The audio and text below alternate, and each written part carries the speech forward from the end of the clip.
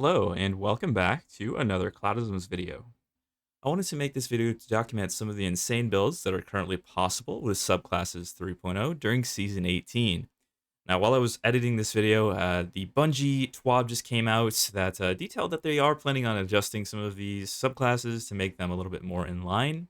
I know they said they had a philosophy of trying to keep things more overtuned than undertuned, so I guess that makes sense. But you'll notice that a lot of these builds are just completely broken, and you'll probably wonder how they made it through the pipeline in the first place. Now, it is important to note that we are witnessing unprecedented levels of subclass potency, which just comes as quite a shock to some people. This is a looter shooter after all, and most people are not expecting to just be throwing grenades or punching throughout all of their activities. Although most of the 3.0 subclasses are just straight up leagues better than what they used to be, there are a few outliers that just completely break the power band. So, for starters, the first one we're going to talk about is the Punchy Hunter build. This is easily the weakest of the three that we'll showcase today because it has some huge noticeable flaws. While this build does put out massive burst DPS, it struggles with consistency and high level content unless you're very familiar with spawns or you have teammates that are willing to save enemies for you so you can keep proccing your combination blow stacks. However, once you get the stacks going, you will just straight up tear through all of the enemies on the screen, champions included. In the footage on screen, you'll see me frequently just one-shotting champions with just a tractor shot, a shotgun shot, and a punch. Simple as can be. You also do get one of the best burst DPS supers in the game. Just chuck it down and it's going to do some nice DPS on cast as well as over time. Even if your combination blow times 3 stacks do fall off, you do have the insanely powerful jolt grenades, and the pulse grenade is a great example of that. You can just use it to just throw it on bosses' feet, do a ton of damage and jolt them, or you can use it to clear out crowds of enemies, or even just weaken them in GM content so you can get your stacks back. There are two exotics that I would pair with this build: Assassin's Cowl for survivability, especially in GM content, or Liar's Handshake if you wanted some more burst DPS, especially when fighting bosses. However, the ease of use that Assassin's Cowl provides is just too hard to pass up. If you're ever in a GM, definitely stick to the Assassin's Cowl as you are going to cherish the survivability and easy champion kills that it will provide you. That just about wraps up the strength of this build. Definitely give it a shot and try it out in GM content, and if you get the hang of it, you're going to have an absolute blast. The next subclass we're going to talk about is the Solar Warlock. Now, the Solar Warlock has a lot of great gameplay styles that you can take advantage of. However, one of the most notable is going to be the fusion grenade spam with the Starfire protocol. Now, Starfire is insane simply because it allows you to get grenade energy off of empowered weapon hits. It doesn't even have to be kills. I think that's the reason a lot of these, the next two exotics, stand out, is because it doesn't take kills, doesn't take anything but a little bit of damage to get your abilities back. Now, as you can see in the gameplay, if you have a damage over time weapon like the Wither Horde, Anarchy, or La Monarch, you'll just be getting your grenades back instantly upon casting your Rift and just shooting a couple shots with it. You do have to use Empowering Rift, so it's a little bit of a drawback, but honestly, if you're killing stuff quick enough, you won't need the healing from Healing Rift anyways. When you do get to a boss scenario, you've got your Well of Radiance to heal you up and, well, give you the nice weapon damage boost. I like to pair this with a auto-loading, lasting impression rockets, something that will pair nicely with Phantom Might or anything of the sorts. However, this build is incredibly strong because you don't need any mods to make this build powerful. As you can see in the gameplay footage, I'm just absolutely chunking the health down of these champions, simply with a La Monarch shot to keep them stunned and not regenerating their health, and then just spamming grenades on them while I'm standing in my Powering Rift. I'm not using any heavy or special ammo, I'm just straight up killing them with my abilities. Now, this build is extremely easy to get going. All you need is the exotic chest piece and the fragment that makes your abilities use more scorch stacks. That will give you a free ignition upon throwing 2 grenades, doing a ton of crowd control as well as damage to the target you hit. It is incredibly easy to get this going and very, very satisfying when you're just igniting everything and killing any yellow bar that walks in front of you. This build is my comfort pick just because it is so consistent. I would bring this build into any day 1 raid, dungeon, or any piece of hard content that I don't know what to expect.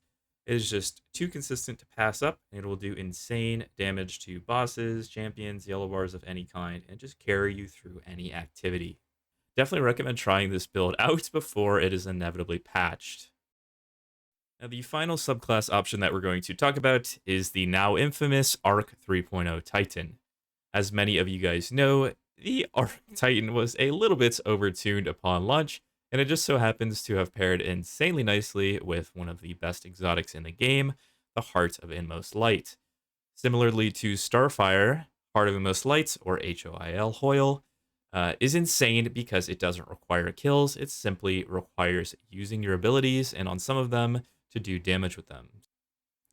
So all you need to do is throw your grenade, it'll start charging up your dodge and your melee. You do need to hit your melee and do damage with it to trigger grenade regen, and just use the new Titan Thruster to get all of your abilities back quickly.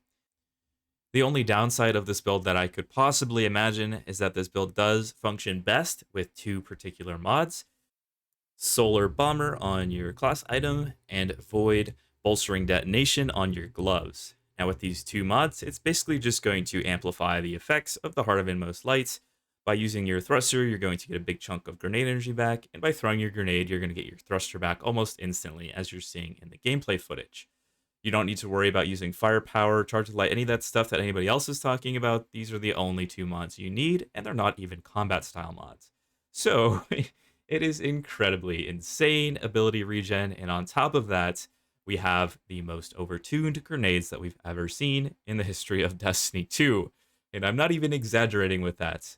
If you played Year 1 Destiny 2, you might remember that the Striker Titan had the best pulse grenades in the game, and a lot of players were just creating Titans, even if they were Hunter or Warlock mains, just so they can easily clear raid encounters with the double pulse grenades that the Titan gave. However, the new upgraded grenades that they're given are absolutely busted thanks to the artifact and fragment combinations to give your grenades longer duration, and the storm grenade now tracks. The storm grenade was incredible pre-Arc 3.0, however, it was nerfed a little bit, but buffed incredibly on the Titan, where it now heat seeks towards enemies while doing massive, massive AoE damage, while also jolting and clearing the entire screen of enemies. It is absolutely busted, and you can see I'm just chunking all of these champions down just with a bow and my grenade. It is ridiculous. If you haven't tried it yet, this will certainly be lowered in its potency in the next season, and I highly recommend you give it a shot. Like I said, just make sure to slot Bolstering Detonation and Bomber to make this build amplified to the next level. Surprisingly, this build has excellent survivability, mostly because, well, there's the Arc mod that gives you resistance when you're surrounded, but also there's not going to be enemies to shoot you because they're all already dead thanks to your grenade. I was using this build on what most would consider probably the hardest GM in the game, on Lightblade, and I wasn't having any difficulty just chewing through every ad I could possibly find, including all of the Lightbearer Knights and what have you. Another benefit that is often overlooked about these tracking grenades is that you don't even need to be looking at the enemy to be dealing massive, massive damage to them. As you can see in the footage on screen, I am killing this Saber boss just by standing behind this pillar and letting my grenade do all of the damage for me. We've even seen some incredible feats by some of the best players in the scene while they were doing a low man master raid content and just clearing these incredibly hard DPS checks thanks to these overpowered grenades.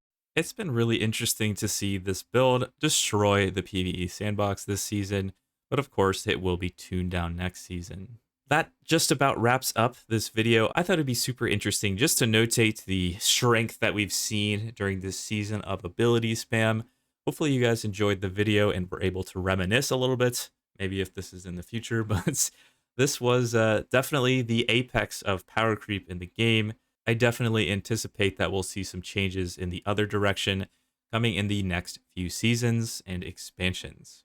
Thank you guys for making it so far into this video. Let me know what you think about these builds and how they've interacted with the sandbox. For me personally, I've always enjoyed spamming abilities in this game. I've done it ever since launch. Frosties were always my favorite exotic, so this is definitely a treat for me, but obviously I do agree that things probably should be changing towards using our weapons again. But yeah, let me know what you think, and thanks so much for watching. Bye-bye.